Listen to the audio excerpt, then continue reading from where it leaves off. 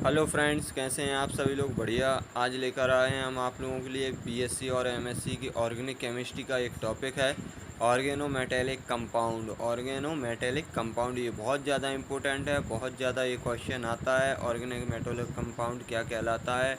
कभी कभी लॉन्ग में भी पूछ लिया जाता है और आप लोगों का ये कभी कभी शॉर्ट में भी आ जाता है। तो कुछ नहीं है, सीधा सीधा है। इसे हिंदी में बोलते हैं कार्बधात्विक यौगिक। मतलब ऐसे यौगिक जो कार्बन से सीधे धातु क्या होते हैं, कार्बन के साथ सीधे जुड़े होते हैं, उन्हें हम क्या कहते हैं? कार्बधात्विक यौगिक कहते हैं। या फिर देखते हैं इसमें, देखो हमने आपको परिभाषा क्या लिखवाई है, सीधी सीधी कहा है हमने आपसे।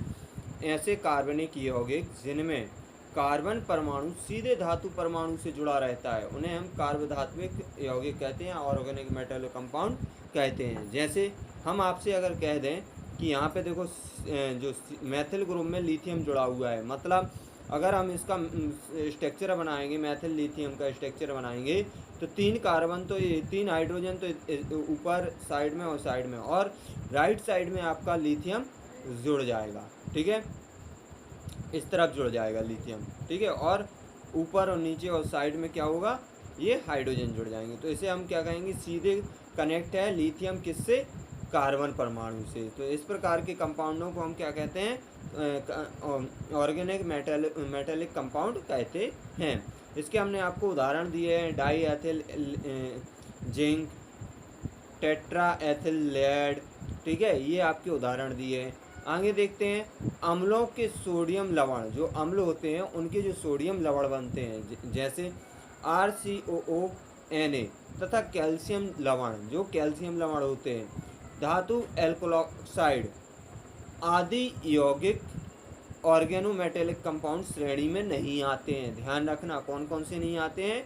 सोडियम लवण, कैल्शियम लवण और धातु एल्कोलॉक्साइड लवण नहीं आते हैं। ठीक है, ऑर्गेनोमेटेलिक कंपाउंड में नहीं आते हैं, क्योंकि इसमें धातु परमाणु सीधे कार्बन से जुड़ा नहीं होता है। जैसे देखो, हम आपके सामने देखो कैसे, ये देखो ऑक्सीजन से जुड़े हुए हैं ना, तो इस प्रकार से ये सीधे नहीं जुड़ते हैं, इसलिए इन्हें हम ऑर्गेनोमेटेलिक कंपाउंड नहीं कह सकते हैं। ठीक है, इसके आगे देखो पॉइंट में, ऑर्गेनोमेटेलिक कंपाउंड का बंध आयनिक बंध या सहसंयोजक बंध होता है। कौन सा होता है? आयनिक बंध या सहसंयोजक बंध होता है। इसके बाद अगला है, इनमें धातु परमाणु सदैव विद्युत धनी व कार्बन परमाणु विद्युत ऋणी होता है, इसलिए इस कारण बंध टूटने के पश्चात या फिर विघटित होने के पश्चात धात्विक भाग या धनावेशित या हाइड्रोकार्बन समूह ऋणावेशित कार्ब आयन बनाता है।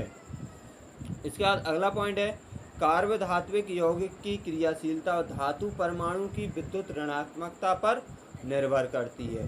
धातु परमाणु जितना अधिक वैद्युत धनी होगा, कार्बधात्विक यौगिक उतना ही अधिक क्रियाशील होगा। ठीक है, अब आता है classification of organic metallic compound या फिर कार्बधात्विक यौगिकों का वर्गीकरण। ठीक है, तो इसमें क्या होता है, ऑर्गेनोमेटेलिक कंपाउंड को निम्न 2 समूहों में बांटा है। कितने समूह में बांटा है? 2 समूह में। पहला है आपका साधारण ऑर्गेनिक मेटेलिक कंपाउंड, मतलब साधारण मतलब जिनमें एल्किल और एल्किलीन या एरिल समूह सीधे धातु परमाणु से जुड़े होते हैं। ठीक है, सीधा सीधा अगर हम कहें, वो सीधे सीधे जुड़े होते हैं किससे?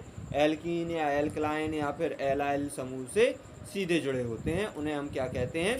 साधारण ऑर्गेनोमेटेलिक कंपाउंड कहते हैं। देखो डेफिनेशन क्या लिखी है हमने, वे ऑर्गेनोमेटेलिक कंपाउंड जिसमें एल्किल एल्कलीन एराइल समूह सीधे धातु परमाणु से संलग्न या फिर जुड़े रहता है, इन्हें प्रायः R कैपिटल M द्वारा प्रदर्शित किया जाता है या व्यक्त किया जाता है।